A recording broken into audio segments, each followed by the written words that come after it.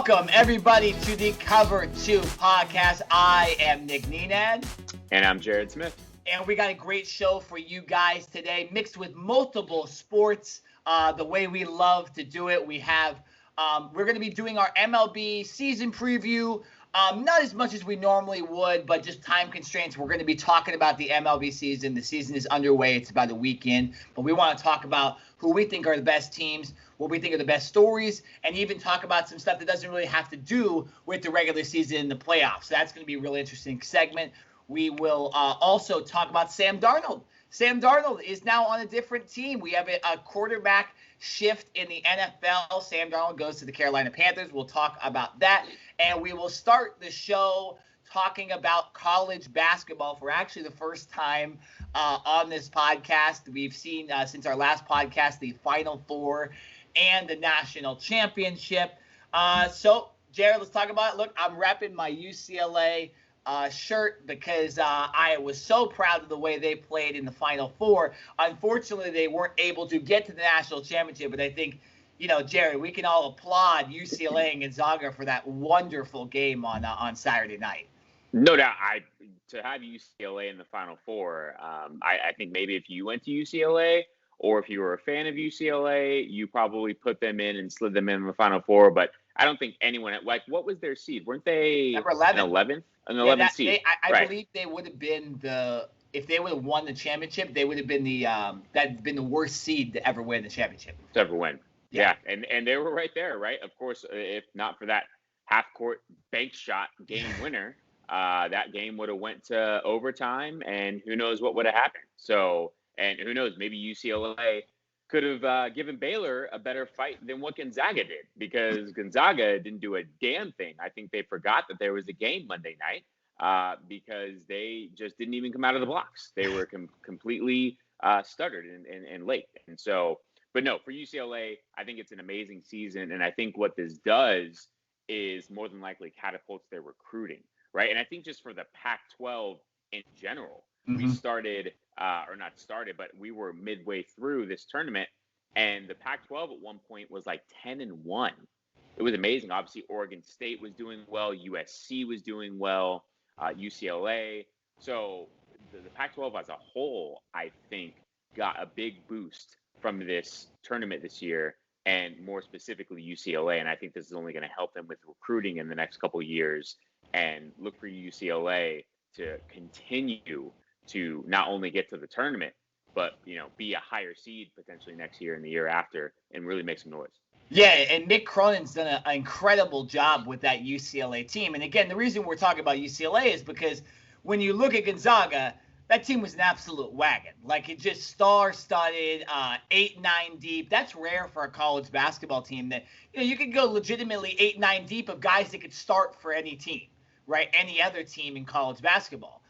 You look at Baylor, another great team, and then UCLA in there, who I think a lot of people, they didn't know who Jaime Jaquez was. They didn't know who Johnny Juzang was. These were highly touted prospects from California, Jared. We've talked about it with football. The fact that USC and UCLA haven't been able to get California products when California is one of the best football states in the country, maybe if not the best football state, they can't get the California guys. And then here we go. UCLA is rebuilding. They're getting better and better every year, but they're still not a very good team. And USC, we call for the firing of their head coach every single year. With basketball, look what happened. USC and UCLA finally figured out how to get that California basketball talent, which is similar to the football talent. And they were good. USC got smashed by Gonzaga. They weren't ready. They're kind of a one-dimensional team. But again, they're still building, right? USC hasn't been good in basketball for a while, and they were a legitimate team this year with the Mobley brothers and others. And I know personally a couple of guys on that team as well from the local Southern California area. UCLA, Jaime Jaquez was from Camarillo, right? And pretty much that whole roster, there's a lot of players that were either like longtime participants on the team, guys like Cody Riley, guys like Chris Smith. Chris Smith was hurt. And then you had the guys from California. That's the way you want to build a college program. And when you don't have the benefit like Gonzaga of having guys from your hometown, it's a little harder for them to go out and get guys. it should be easy for UCLA and USC. So I'm glad they're getting back into that realm, and I hope it turns for them with football. But Jared, I want to talk to you. I was not able to see the game last night. Baylor and Gonzaga were recording on Tuesday morning. I was actually at my first professional sports game since the pandemic started. I was at the Angels Astros game last night, which was crazy in itself, and I'll tell some stories from that game when we get to the baseball segment. But what did you like? Did it seem like UCLA and that game on Saturday night took too much out of Gonzaga because they got killed by Baylor? That's actually a really good point, and that's not even something where I was going to go to. But you're right. I think Gonzaga was maybe a little bit tired. Who knows? Obviously, going in a dogfight with UCLA, but it's just Baylor came out and literally from the jump had like an 11-1 lead. Mm-hmm. Gonzaga calls timeout. Gonzaga comes out and hits a couple shots to get the lead, into single digits again. But every time Gonzaga made a run, whether it was, 4 points, 6 points, 8 points, didn't matter. Baylor would come back with their own run, right? So it's like Baylor had such a lead early on, and then Gonzaga had to keep kind of like chewing back and fighting into the lead, but Baylor just never let up. Mm-hmm. So to me, that was the most impressive part, because usually within games, you're going to have a point where the team that's down by double digits or something goes on runs. The game of basketball in itself is a game of runs, right? And you see it on both sides, whoever's winning or losing, big or small, right? But the amazing thing to me was Baylor just never gave up that lead. They always had an answer for what Gonzaga was doing, right? Baylor's offensive rebounding was unreal. I think in the first 3 minutes, they had 4 or 5 offensive rebounds, basically like cementing their dominance in the low post, saying, sorry, Gonzaga, like, y'all ain't going to get this. Y'all ain't getting second buckets on us. Or you're going to get one attempt, and that's it. And then on the defensive side of the ball, Gonzaga, for whatever reason, just basically couldn't get boards. And it was funny. They ended up switching to a zone at one point, and that's when they kind of went on one of their runs. But once again, Baylor adjusted to the zone, and they were able to come back, and they only let like a 6 or 8 point run go before they asserted their dominance again. So to me, it was just Baylor the entire time dominating. Gonzaga was never really in this game, right? To end the first half, Gonzaga made a layup as time was expiring to get it to 10. And it was like, okay, Gonzaga seems to be in this game. They were down by 18 at one point. Now it's only 10 going into halftime. Make some second half adjustments. If they come out and Gonzaga gets like a 6-0 run, right, and they can get it down to 4 or something like that, then this is really a game. Second half starts, Baylor comes out and immediately goes from a 10-point lead to a 15, 16-point lead. And it's just like Gonzaga just doesn't have the firepower, man. Like literally every single answer that could be made, Baylor had. It was just Baylor's night.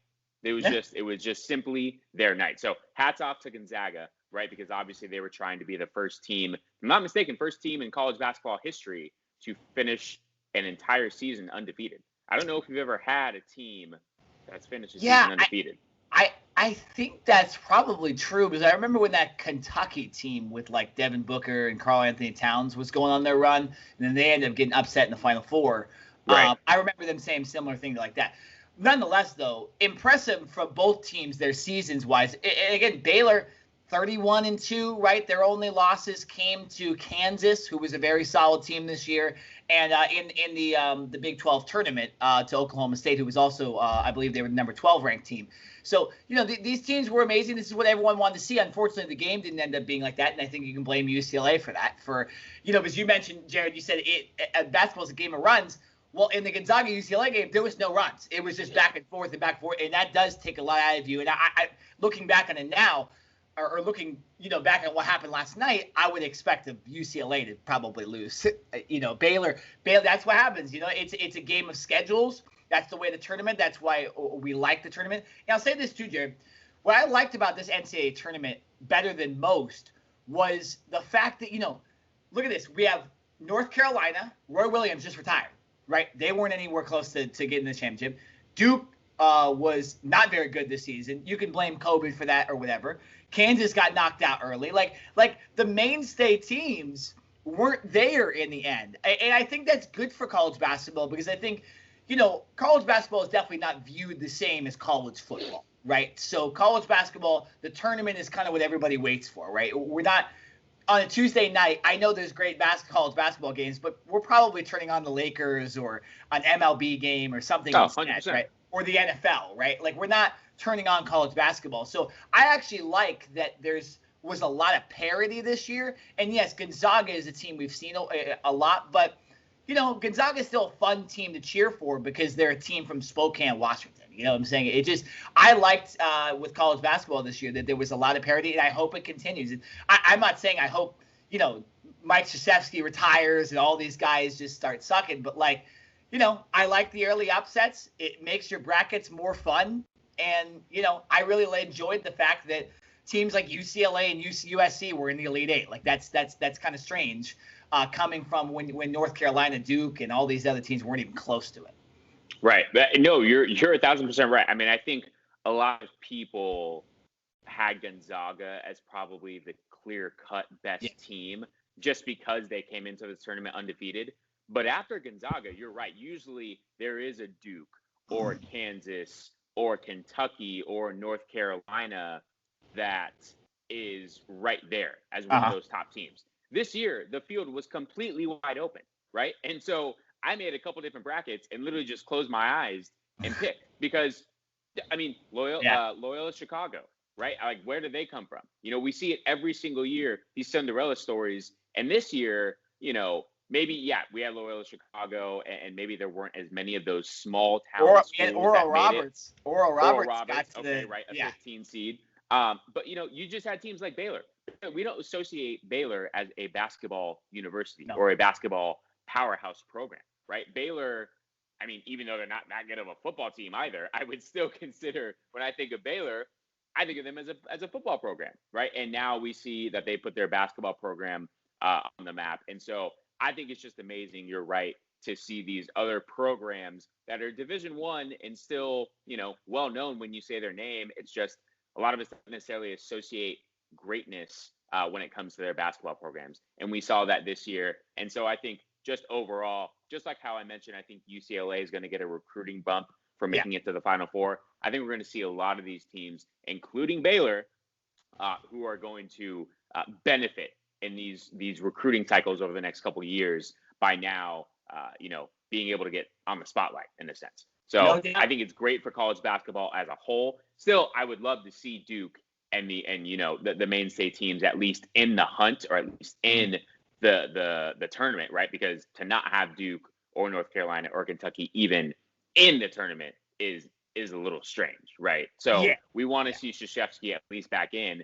It's just nice to see these other teams being able to compete and play at the same type of level, right? So a little more parity, I think, is what we're trying to see. And Jared, there's nothing we like more than parity. We love the fact that these teams were all about it. And shout out to Baylor too. Baylor's had some difficulties off the field, off the court, with their football team and just their sports in general. Happy for Baylor as well that they're able to win a championship. You don't associate the Baylor Bears won a national championship in basketball. Like that's cool. Again, parity. Speaking of the Baylor Bears, their former head football coach just got a new quarterback. We're going to transition to Sam Darnold. He was just traded for the New York Football Jets to the Carolina Panthers for a 2021 6th-round pick and 2022 second and 4th-round picks.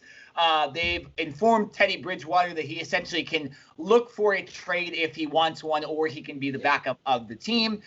Jared Smith, the Carolina Panthers have chosen their quarterback. They are not going to go the draft route unless they just shock the hell out of us now. Sam Darnold's their quarterback. Your first thoughts when you saw this yesterday? Great for Sam Darnold, right? I'm looking at this and saying, Sam Darnold, he got the hell up out of New York, right? And I don't think he cared where he went to any of the 31 other teams, but the fact that he got out of New York in that situation, even though I think Robert Saleh will be a great head coach, they have Joe Douglas as their GM, so no more Adam Gase. I think that team an organization will hopefully be able to turn it around with this new regime there. But for Sam Darnold, the dude just needed a fresh start, right? He never in his 3 seasons had any of the weapons that he will have in Carolina with Christian McCaffrey, Robbie Anderson, DJ Moore, right? A decent offensive line. So now we're going to get to hopefully see the Sam Darnold that was, worthy of being the top 10 pick that he was in the draft. Right now, I'm not saying he's going to come out and shock the world and lead Carolina to the playoffs and beyond, but I mean, yes, for you can have a lot of talent at the quarterback position, but in the NFL, you need players and playmakers to throw to, and there was simply none of that in New York. And so I'm just happy for him that he's now going to have an opportunity to play with some real playmakers and see what he's really about, right? Because now I think we can really judge Sam Darnold over these the next year or two, right? The Panthers are reportedly also talking about picking up his 5th-year option, which would basically guarantee that he's going to be with the team, not for just this year, but for next year as well. And so if in 2 years from now, if Sam Darnold plays 2 full seasons with Carolina, I think then we can really make a true case for what Sam Darnold is as a quarterback in the NFL, right? Is he a starter? Is he a good quarterback? Is he worthy of being a starter in the NFL? Or is he a backup? Or should he just not be in the league, right? I don't really know if we can make those true assumptions off of his tape with New York. I think now that he's in a different situation, he's not in the Big Apple and the big lights. It's Carolina, more of a small market. And so I don't think he's going to have that type of pressure that comes with being in New York. So, for Sam Darnold specifically, I think it's a great situation. And listen, for Carolina, I mean, they in a sense gave up peanuts. They gave up a 6th-round draft pick this year, and then next year a 2nd-rounder and a 4th. So Carolina still gets to keep all of their 1st-round picks, right? They don't. It's not like they're like mortgaging their future and betting everything on Sam Darnold. They still get to build a solid team around Sam Darnold. And so I really like this trade overall for Carolina. If you're New York, you're basically saying we are now drafting a quarterback in this year's draft, right? Like that is now guaranteed and solidified because the free agent market for quarterbacks is completely dried up. And unless you are trying to trade for Russell Wilson from Seattle, which not sure that's going to happen, you're going to have to give up the farm. And the Deshaun Watson situation in Houston does not look good right now with all of these allegations continuing to come out. I believe that is now up to 22 different allegations. So that doesn't seem like a promising, trade or scenario that would happen. Yeah, so for New York, you were saying we are now drafting a quarterback at number 2 and in a sense starting over with a rookie. And so that seems like what the organization has wanted all along. So good for both parties. I'm happy. Not so sure our good friend Ryan Johnson is happy, who's a Carolina Panthers fan, because, listen, I mean, if I was a Carolina Panthers fan, would I be ecstatic about having Sam Darnold? No, probably not. But like I said, I think now we get to see him with some actual talent, and we can really see if he's an NFL quarterback or if he's a backup or if he should just straight up be out of the league. Yeah, well, and here's the thing, Jared. This team, there's one thing that troubles me about this trade, and there's another thing that's hopeful, right? Hopeful. I'll start positive here. The Carolina Panthers, they didn't have a horrendous offense last year, and the entire year they didn't really have Christian McCaffrey, right? I think they were like 18th, 19th, 17th in just offensive production without, their best player, right? It's impressive. So Sam now, and then I think the quarterback position improved from Teddy Bridgewater to Sam Darnold. At least we hope, right? You get McCaffrey back. You still have Robbie Anderson, who had one of the best years of his career. You have DJ Moore, who I'm a real big fan of. They add David Moore. They add Dan Arnold as a tight end. This is a solid offense. Like, this offense is getting better, and they already were, a slightly below average offense without their best players. So I could see that offense, progressing into the top 15 in the NFL. What does concern me, though, is Sam Darnold, one of the biggest problems in New York was his offensive line. And this offensive line in Carolina still isn't a very good offensive line. They were, bottom, 15 in the league. And I don't know if they got so much better in the offseason as well. They still have Taylor Moton, who's a great offensive lineman, but, it's Eflin, it's Matt Paredes. It's a lot of guys that are kind of average linemen. And so maybe they go with that route in the draft. Maybe they go, guard route with the 8th pick or something like that. Maybe they go after Penny Sewell, right? I don't know what they do. But so in one moment, it concerns me because the offensive line, I don't know how Sam Darnold's going to take that. But when you look at the offensive weapons, it's an impressive move for sure. Now, moving on to your Jets, analysis you talked about. Yeah, they have the number 2 pick. I think a lot of people forgot that. And they're going to draft a quarterback. Jared, in your opinion, who is going to be that guy now? We know Trevor Lawrence is going to go number 1. We talked about last week on the podcast, Mac Jones likely going number 3. But if you're first of all, if you're the 49ers, you're like, what the hell, man? We traded all the way up to 3. And then you guys are just going to slip in front of us and take a quarterback?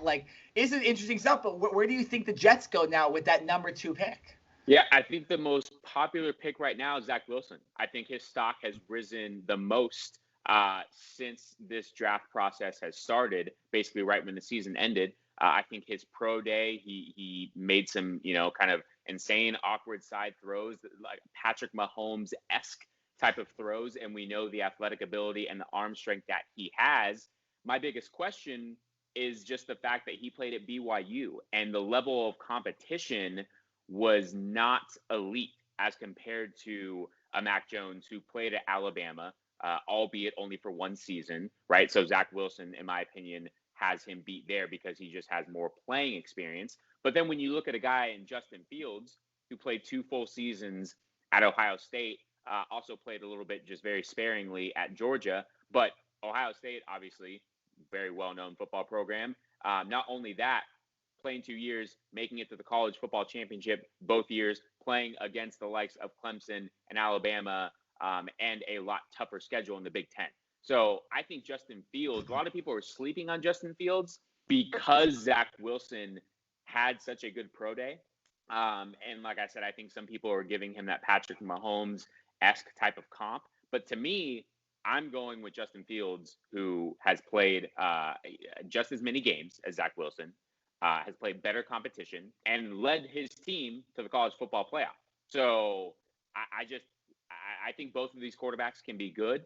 But for me, if I'm going to, build a franchise and start with one of these 2 players, I'm taking Justin Fields. I think he's also more durable. I think he's bigger, so I think he can take on bigger hits. Zach Wilson, to me, is doesn't have that meat on his body that Justin Fields does. And so I just, for my money, I'm going to take Justin Fields. And if I'm the Jets, that's who I would go with, number 2. And then if you're the 49ers at number 3, then you got a real decision on your hands. Yeah. With Zach Wilson and Mac Jones. But specifically with the Jets, I'm going to take Justin Fields. Nothing against Zach Wilson.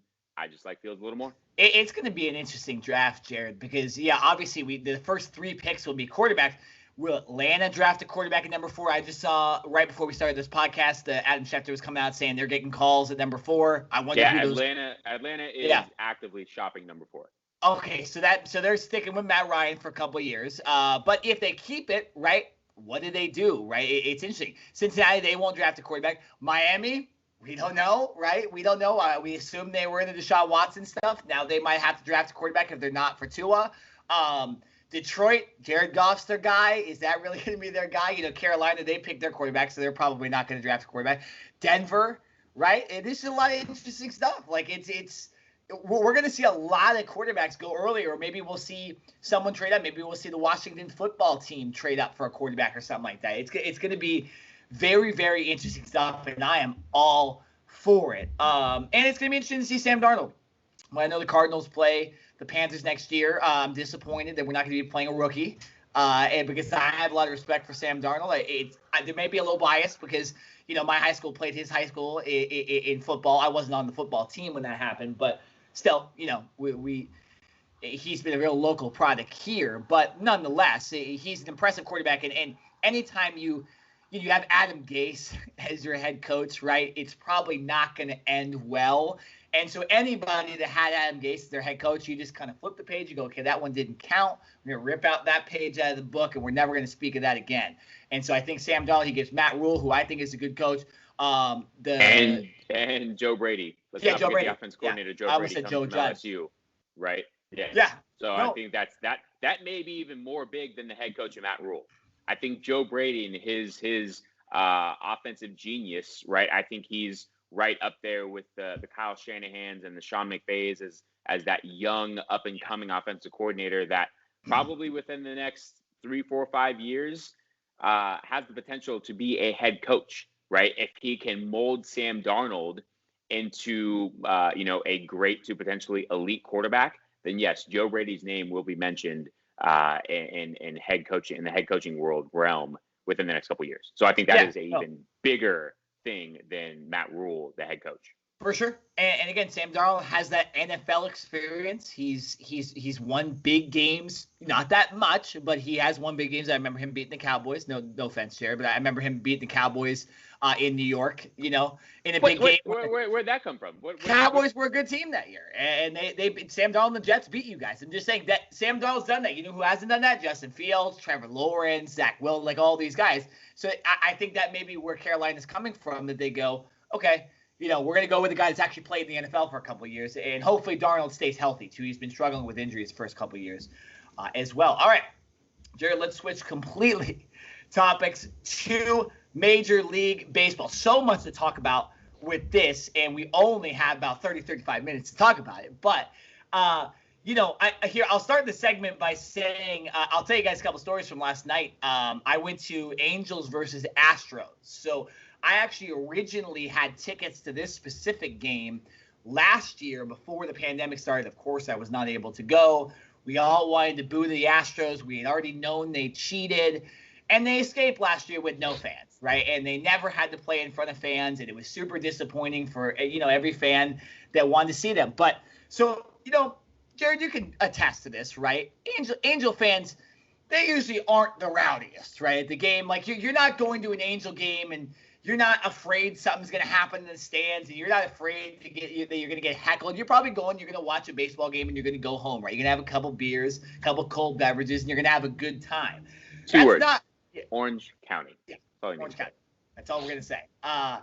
But that was not the case last night. It was shocking to me. From the pregame, when the Astros star players, Alex Bregman, Carlos Correa, were jogging out in the outfield, they were getting booed. When the lineups were put up, interestingly enough, only the guys that cheated got booed. All the other players in the Astros just silence, right? It was incredible to actually see that. Every single time the top 4 guys came up in the lineup, Yuli Gurriel, Alex Bregman, Carlos Correa, and Jose Altuve. Jose Altuve got the worst of it, by the way. They were booed. Even into the 8th inning, when the crowd had dispersed, again, this is only 11,000 people. It sounded like 70,000 booing these guys. There was cheaters chants. There was 3 different trash cans thrown onto the field. There were foul balls being thrown back on the field that were hit by Astros players. It was incredible. What made it even better was the Angels came back and won the game as well, which was pretty cool. It was interesting though, Jared. Like I think if the Angels fans are going crazy about the Astros this year, that is a storyline, right? What's going to happen when they go to New York? Right? What's going to happen when they come to LA to play the Dodgers as well, which is going to happen again this year? We already saw it in Oakland as well. Like, your opinion on what we're going to see from the Astros. We'll talk about this in a second. We just saw a full crowd in Texas, right? That's division rivals. What's going to happen there, right? If 11,000 in Orange County are going crazy, albeit there was a lot of Dodgers fans there last night, and a lot of Dodgers perpetrators were doing a lot of the stuff, right? But nonetheless, your opinion on the Astros this season having to deal with this? I love it. Yeah, you're not just going to get away with this because COVID, interfered with our 2020 world. No, listen, people don't forget, right? And we surely have not forgotten about this whole cheating scandal. So yes, it may have taken an extra year, but guess what? That's just more anger that's built up, more frustration that's built up, and more time to think about how you're going to boo and, throw balls back onto the field and just come up with fun and unique ways to hassle Houston all year long. Every single away game and even some home games, I guarantee Houston will get booed and heckled. And I actually saw it on SportsCenter last night, the whole trash cans being thrown onto the field. One was an actual trash can. I believe it was a recycled trash can. And the other was like a blow up, like balloon type trash can that got thrown. So obviously these fans are going all out, and they don't necessarily care about the repercussions of getting, thrown out of a game or whatever the case may be. Because they want to let this Astro organization know that what they did was not right. And I think it's really even more cool that what they did was only boo the players that were associated and involved, right? Yeah, leave the other guys alone. The guys that just came to Houston this year or just got drafted or whatever the case may be that didn't necessarily have a role in that cheating scandal. No, those guys don't deserve to be booed. You just treat them like a normal opponent team, right? You boo them if they do something good or whatever, but you leave them alone. But yeah, no, as far as the main players that were involved, those guys, every single time they come up to bat for an away game, they should be booed and they should be heckled, and they simply deserve it. For the entire year is what they deserve, because guess what? They cheated for an entire year and probably more than that. So for as long as they cheated, that is the same amount of time that they should be booed and heckled. It's only fair. Yeah, I agree. I mean, it was incredible to see last night. I hope my voice doesn't sound a little lost, because I was screaming at those guys too. It was funny too, because I was sitting there with my girlfriend, and I'm like, hey, let's see what happens, right? I'm just there. I'm enjoying the fact that I'm at a baseball game for the first time since, October of 2019, realistically. And then like the minute the Correa ran onto the field to warm up, the whole stadium started booing. I'm like, oh, this is how it's going to be. All right, this is going to be a fun time. So, yeah, I'm excited to see what happens in these bigger markets and with these fan bases that were really affected by this as well. So when they go to New York, when they come to Dodger Stadium, it's going to be interesting for sure. All right, let's change topic a little bit. Before we get into our preview and we start talking about teams, I think the biggest news so far this season was the fact that the MLB All-Star Game has been moved out of Atlanta, Georgia, and it has now been announced as of yesterday it's going to happen at Coors Field. Now, Coors Field for a home run derby sounds awesome, but we would have hoped it would have been under different circumstances. Obviously, the state of Georgia passed a very controversial law, and from what the MLB has stated, or at least the rumors are, is that it was corporate pressure that made them move, and not necessarily a player's decision, which is really interesting to me, because I think you got to have the players saying, going back to Jared, our quarantine podcast about when we were talking about the MLB and the MLB PA versus the MLB and their discussions about last year's 60-game season that was absolutely atrocious. Once again, we see the MLB go above its players and just make a decision. Your thoughts on the whole thing? Obviously, the law is controversial. I have no problem with the All-Star Game being moved, but your comments on the All-Star Game getting moved, and then also the players not getting a choice at all in this matter. I'm shocked to hear that, because I would have assumed it was the players banging on the commissioner's door saying, move the game or we're not playing, right? The fact that it had to be the corporate sponsorships, the fact that it had to be the money, the bottom line, that in the sense moved this needle, to me is, listen, at the end of the day, the game was moved out of Georgia, and so I am happy about that. But I guess I'm a little disappointed that it wasn't the players' voices that were heard, and it was money that played the biggest role and had the most effect in all of this. And maybe I should say it's not surprising. I guess it's just like I said. I wish it was the players a little bit more, right? When you look at the diversity in baseball, yes, when you're talking about a black athlete, I would say they are more the minority. But you have players and ethnicities from all over the world that play baseball, right? So who are some that come to the United States and become U.S. citizens, some that don't, but I think just from a minority standpoint, and the fact that baseball is made up of so many different geographics, how could this not have been the players, right? Yeah. I mean, this isn't this is a league that is 80% white and a very small percentage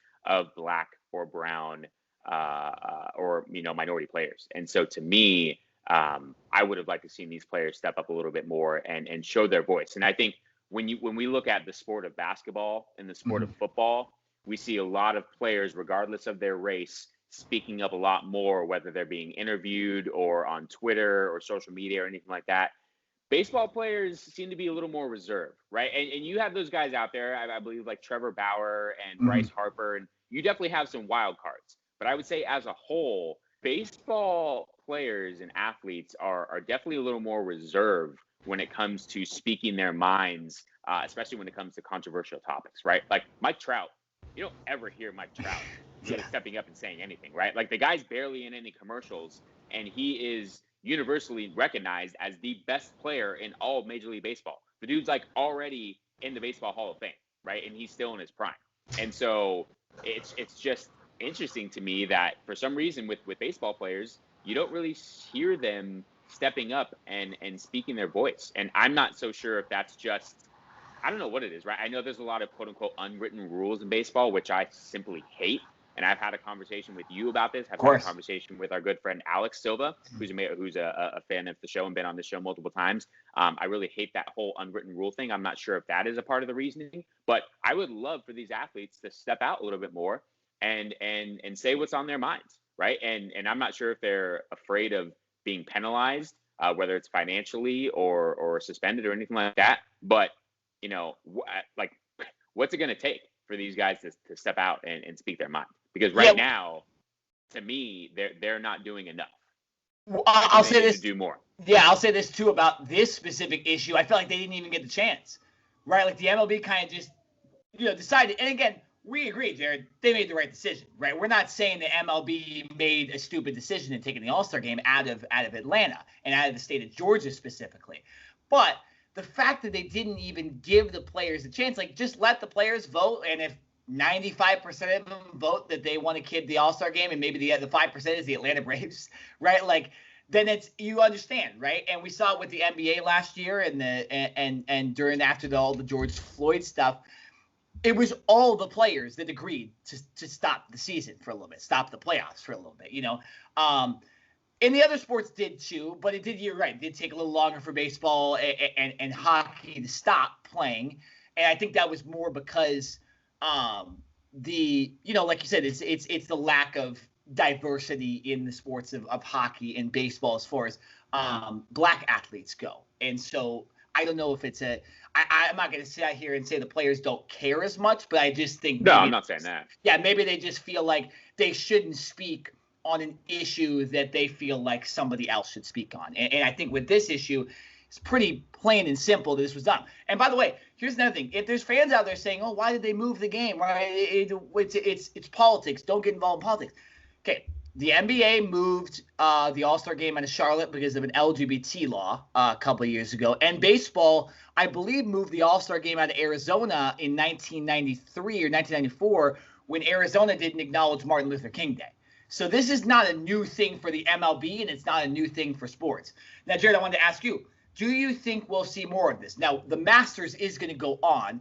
And again, people, you can't move a golf course. You can't move a golf course out of Georgia. Unfortunately, the Masters is the one major you can't move the golf course. So there was really nothing that was going to happen there. But, Jared, do you expect any other repercussions in the state of Georgia from this law with other sports besides baseball? Oh, 100%. I think this is just the beginning, right? If baseball, one of the four major sports in our country, can move their All-Star Game, which is a big revenue maker for the state, right? And obviously for the Atlanta Braves and the stadium and everything like that, then yes, I think we're going to see other venues, whether it's a concert venue or an artist, or yes, I think we will see other things being taken away from the city, right? And it will, at the end of the day, hurt the bottom line and hurt the revenue of Georgia, right? And now, will that be enough to overturn this law or to make this law not happen? I don't think so. I think this law will be put into place, unfortunately.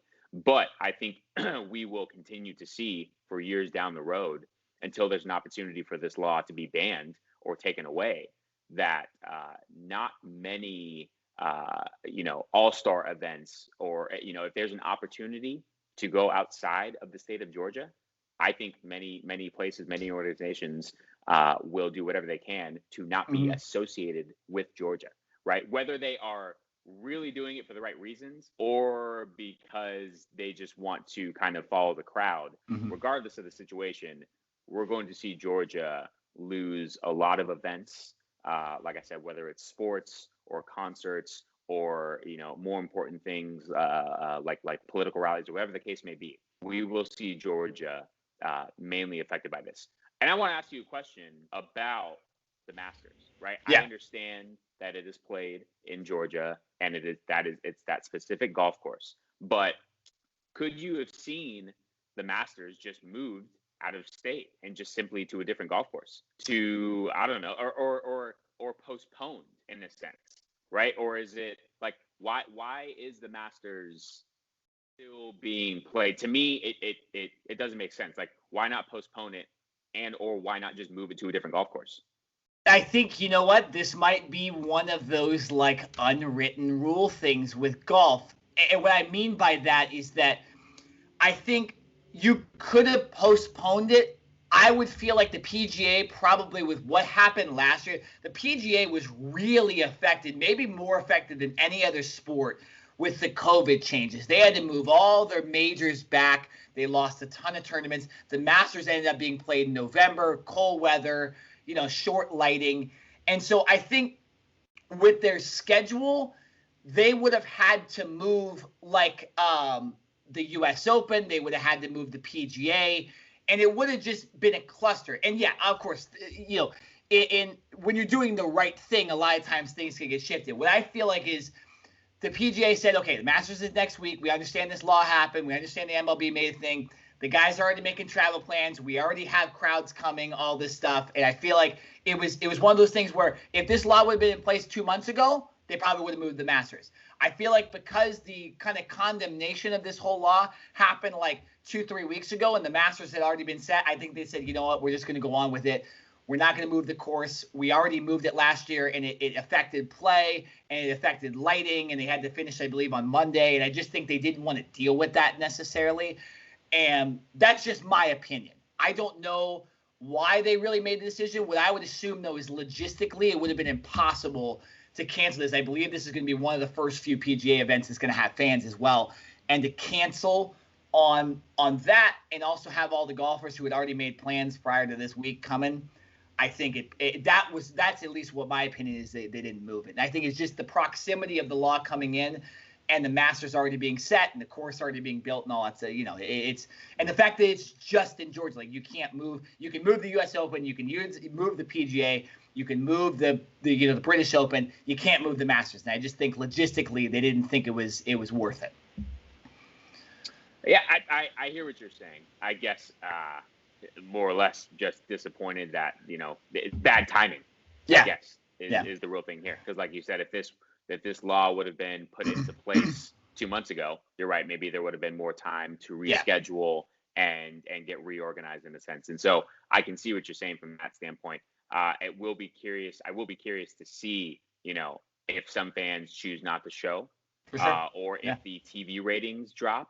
What will there be any side effects monetarily and actually people showing up to the event or not showing up to the event because of what has now taken place, or if because obviously this is one of the first golf outings that will have fans, if people are just going to be so excited to go that in a sense they're either not going to care or they're going to say, I just want to go to a sporting event, we're going to go regardless. Yeah. So curious to see if there will be any side effects from that. I would just guess it is more than likely logistics and the timing of the entire thing just didn't work out. And again, the Masters is one of those few events, Jared, like you can't really move it because the course is set specific. Like even if you moved it, it'd be hard for it to call it the Masters just because this course was built specifically for this one tournament every single year. I just think any other sporting event would have been moved except for the Masters. And that is not based on that the PGA is all white and all that stuff. I just think logistically it would have been a nightmare to move this thing again when they did it last year too.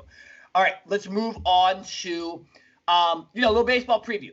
Jared, I think we can agree that the Dodgers are more than likely the favorites here in the coming into this season, especially after adding Trevor Bauer. They still have Clayton Kershaw. They have Walker Buehler, along with star hitters like Cody Bellinger, Corey Seager, Mookie Betts, and plenty of others.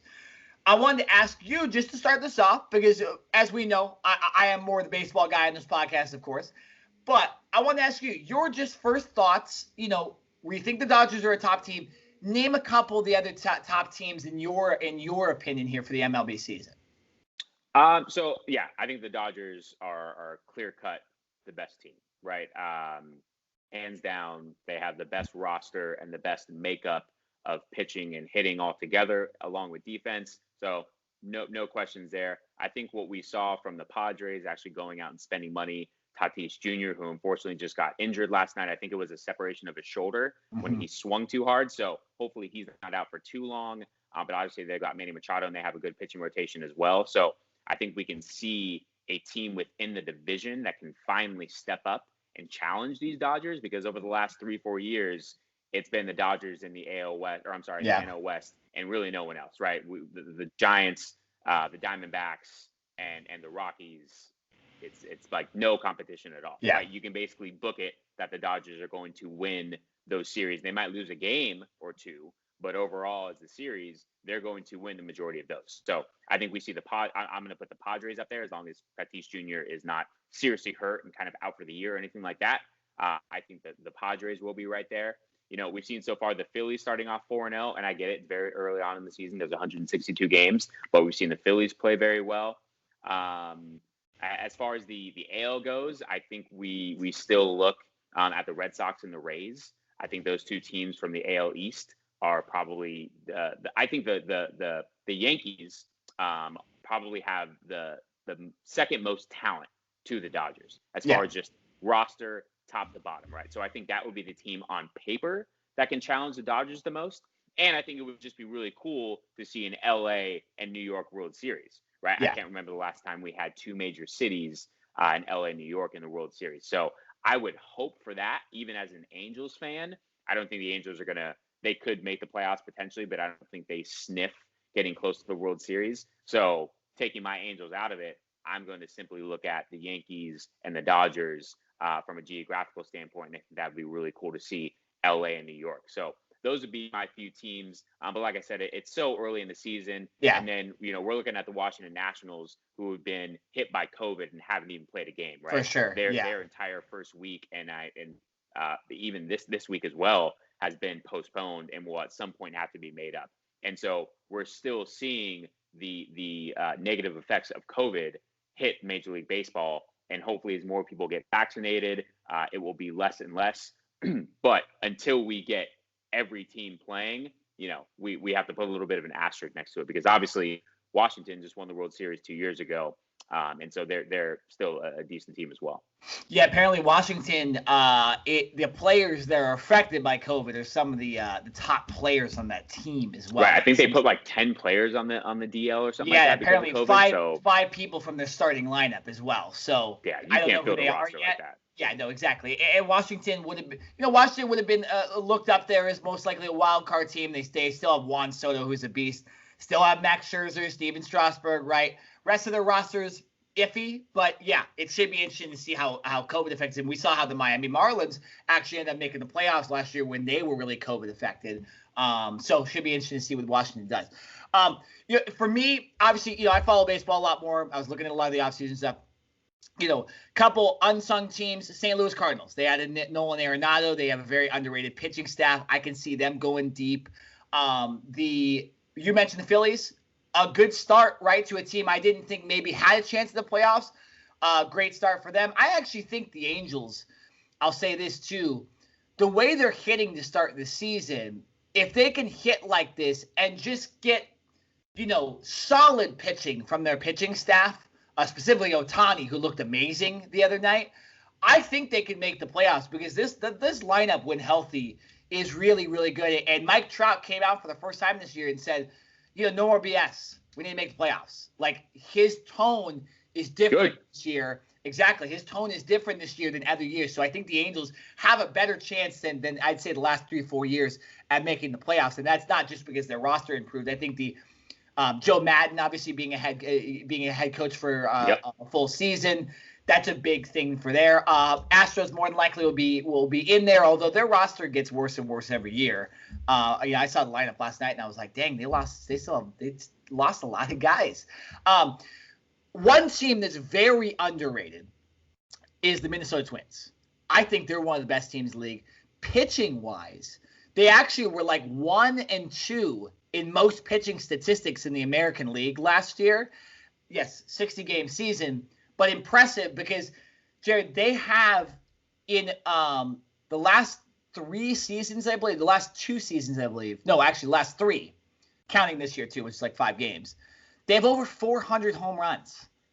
I think that's like in 230 games. They have 400 home runs. So, and that's miles ahead of every other team. So this team can hit. They have good pitching. I could absolutely see the Minnesota Twins being a World Series contender this year.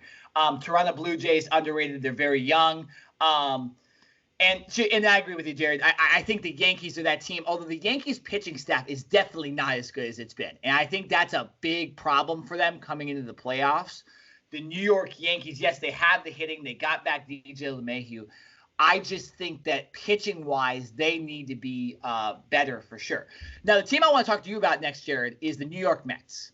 Okay, 2 reasons. This team went out and spent money. They have Steve Cohen as an owner. He said he's going to go all in. And by going all in, he meant giving Francisco Lindor a contract worth more than $340 million. Yep. Jared, I think when we look, and I don't want you to turn this into a Clippers-Lakers thing, but I'm going to turn it into a Clippers-Lakers thing. When you look at the Yankees and the Mets, there's a little bit of that, right? You have the Yankees, who are the team that's won all the championships, that have a lot of fans from outside the city. And then you have the Mets, who they won their championships, but they've been kind of known for more negative stuff in the past, for not living up to potential. Do you think now with a new owner and that city, a new star in Francisco Lindor, along with guys like Pete Alonso and Michael Conforto and Jacob deGrom, who's arguably the best pitcher in the league, what do you think about the Mets after their new owner has now given Lindor an extension? Do you think this team is a legitimate contender, or do you think they're the same old Mets? I think they're on the verge of being a legitimate contender. And what I mean by that is I think they could be a year or 2 away, right? I think a lot of times we don't necessarily look top to bottom. We always look at maybe like the head coach, maybe the general manager, depending on how much say they actually have, and then obviously the players on the field who determine the wins and losses. But to me, like you mentioned, when they have a new owner and someone who's not willing to spend money on great players, right? I think when you see that in the next year or 2, you're going to see other free agents and other players that are going to say, hey, you know what? Yeah, I want to go play in New York because I know that this owner is willing to pay for talent, right? We've seen some owners who are a little skeptical, whether it's through giving out a huge contract or, in trades and willing to give up too much to get that superstar, right? Yeah. It doesn't seem like this guy is willing to do whatever it takes to win. And he's backing up what he said in his press conference. So to me, that shows me that this team is ascending and that they're going to continue to build great talent over the next couple of years. So for this year specifically, I know you mentioned deGrom and Carrasco and Marcus Stroman as well from a pitching standpoint, and they have a good, solid hitting roster. But I don't know if this is necessarily their year. Mm-hmm. I think they're building, but next year, right, we get back to after a full year of non-COVID related issues, hopefully. And like I said, the fact that if they can get another star or 2 to come in and play, then I think this team will be a legitimate threat, not only in their own division, but to not be that little brother anymore. Even though, like you said, they have won World Series. When was the last World Series that the Mets won? Was it the 80s? It's been a long time. I think it's the Bill Buckner year. That's the one they won last time. I think it was like 85 or something like that. Because they were in the World Series. They were in the World Series against the Yankees in 2000, but got kind of just slaughtered by the Yankees. That was the the beginning or right in the middle of the Yankees just franchise dominance in the MLB. But yeah, it hasn't been as much. And again, it's similar to Lakers Clippers. It's similar to Angels Dodgers, right? Like you have the one World Series, but then you have everything else from the other top team that's just doing a lot better every single year. It gets the free agents and stuff like that. Two teams I wanted to mention also, I forgot to mention. Padres, of course, you guys know the Padres are a legitimate team this year. Tatis is hurt for, I believe, 6 weeks, 2 months now. So that will is that the diagnosis? Because I haven't heard that yet. That will affect them for sure, but hopefully he's okay. I want to see the Padres-Dodgers rivalry. It already is happening on Twitter. I hope it happens in real life. Bauer's, elevated up. And then the Atlanta Braves. They started the season 0-3. Maybe the whole Georgia law thing has affected them a little bit. The Atlanta Braves are a really good team as well, led by Harvard-Westlake standout, which is a high school here in California. I'll make a great stat on in a second. They're led by Max Fried, and of course they have Freddie Freeman, Ronald Acuna Jr., Marcelo Zuna, who almost had the Triple Crown last year. This team is stacked. Ozzie Albies, another team that's stacked. So, a couple teams there for you that could have a chance. I wanted to say that quick stat. So, Jerry, you'll love this. The Harvard Westlake is a school in Beverly Hills. Okay, it's a private school. They're exclusive, but they've always been pretty good at baseball. So, on opening day, there were 3 pitchers from Harvard Westlake that started for teams. Damn. Jack Flaherty, Lucas Giolito, and Max Fried, who I just mentioned. Jerry, they were all on the same team, too, at one point. Have you ever seen anything like that? Normally, we look at college, Trevor Bauer, Griffin Canning, all these guys from UCLA have done well. Right. We have Vanderbilt has plenty of players there in the MLB. Have you ever seen a high school, really in anything before, have this much dominance in a sport? No, I haven't, but it doesn't surprise me, and it's because you said private school, right? And so when I think of private school, I think of potential recruiting, whether it is allowed or it isn't. There's always, especially in Beverly Hills, right? There's money there, and money can buy specific things. Absolutely. There are loopholes and ways that you can get athletes into that school. I'm not saying that they haven't, done things the right way, but I would not be surprised if there is some recruiting going on, and there's probably more than one reason why that school has been so successful at baseball, why they get great talent, and why they're able to continue to produce talent on a yearly basis, as you just mentioned. So it's not surprising because of where they are located and the fact that it is a private school. If it was a public school and maybe in Long Beach or something like that, probably a different story. Yeah. Beverly Hills, private school, a lot of money. Yeah, no, it's interesting. Baseball has if you follow high school baseball a lot, it tends to be the whoever has like the top player ends up kind of being the better team. We see that in basketball as well. Football, you have to have a ton of top players, but yeah, you're right. The recruiting, we know all about that. You got Sierra Canyon and Bronny, and you got Modern Day and St. John Bosco in football, and you have the schools like Harvard Westlake in baseball who dominate as well. All right, Jared. Give me your World Series and your winner. Listen, I'm going to stick with what I said, and I think that you can call it a fantasy or whatever. I want to see LA and New York, right? I think the two best teams on paper right now are clearly the Dodgers and the NL, and I think the long haul is the Yankees. And so I'm going LA and New York, and as of right now, I've got to stick with LA because they're the reigning champs. And because of the roster that they were able to keep this year, right? It's not like, okay, they had to let a lot of guys go for money purposes, or they just couldn't keep everyone. They still have fielded an amazing roster. So I'm going LA, New York, and I'm picking the Dodgers to go back to back. So, you're welcome. Thank you very much. I want to say the Yankees again, but I mentioned their pitching. I just don't think they're going to be able to get there. Unfortunately, I want to see that too. Listen, I will make a little caveat. If the Yankees are in this, around the trade deadline, right? If they're playing well and they're in first or second place in the AL East, which I expect them to be, like, just look out for a trade. Like the Yankees are not afraid to go out and spend money or draft picks or whatever it takes to go get another bona fide starter if that's what they need from a pitching standpoint. So I'm not going to, I don't think we can just sit here and say just because of their current roster makeup that they have, that they aren't going to make changes if they need to in order to catapult them into the playoffs. So I think we just got to throw that out there. No, good point. And they're still led by Garrett Cole, right? Right. Garrett Cole is still their guy. He can win you potentially 3 games in a series, realistically. So that guy's still there. They still have Luis Severino. They lost Masahiro Tanaka. But, yeah, like I said, I want to see the Yankees. But as of right now, based on their roster, I can't put them in there. I got them in the championship series. I really, really like the Twins. But I'm going to go with the entertainment aspect of this World Series. Of course, I think my Dodgers are getting in there. And if you don't think the Dodgers are getting in there, you're probably picking your own team to get in there. They're the best team. They have the best pitching. Come on, be realistic. I think it's going to be Dodgers-Astros again. And I think the Dodgers are going to be able to get their legitimate revenge in front of their fans.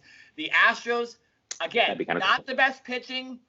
Their hitting is still very good. They're still a good team. They'll more than likely win the AL West unless the Angels really project themselves. The rest of the teams in the AL West are not very good, so it's really just the Angels and Astros. I think it's going to be Astros, Dodgers in the World Series. Do I think the Astros are the best team in the AL? No, but I think they'll find a way to get there. They got close last year. They lost in the Game 7. They were right there, right? And so, this team, although they were cheating, right, they still are there every single year, along with the Dodgers, along with the Yankees. So I think they'll find a way to get in. The Dodgers will get their legitimate revenge, and then we can put all the Astros stuff to bed. But I would love Yankees, Dodgers, and, without entertainment, I'd probably say the Twins as well. But, nonetheless, let's go Dodgers in the World Series, of course. I got my Justin Turner jersey sitting up there. Shout out Justin Turner. It should be interesting to see what happens to Dodgers after the season, but we're not going to talk about that right now. Jared, we will put our MVPs and our Cy Youngs and our complete, NL Central, AL Central rankings on Twitter, so look out for those. Right. I'll see if I can put them in Instagram as well. I might be able to do that as well.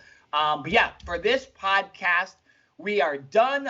Hey, guys, coming up, again, we got an NFL draft special coming up the week of the NFL draft. We will more than likely have Ryan Johnson on, who got his entire draft ruined by the Sam Darnold trade. I want to get Alex Silva on, not only for the NFL draft, but also I want to get his comments on the MLB season.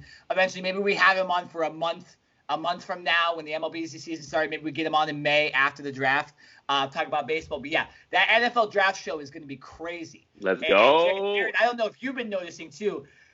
RKJ, man, not only even on the comments on our last podcast, started talking crap in our comments.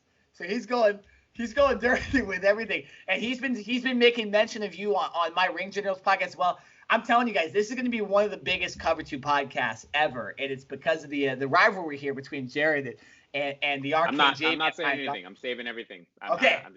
Fair enough. But look out for that.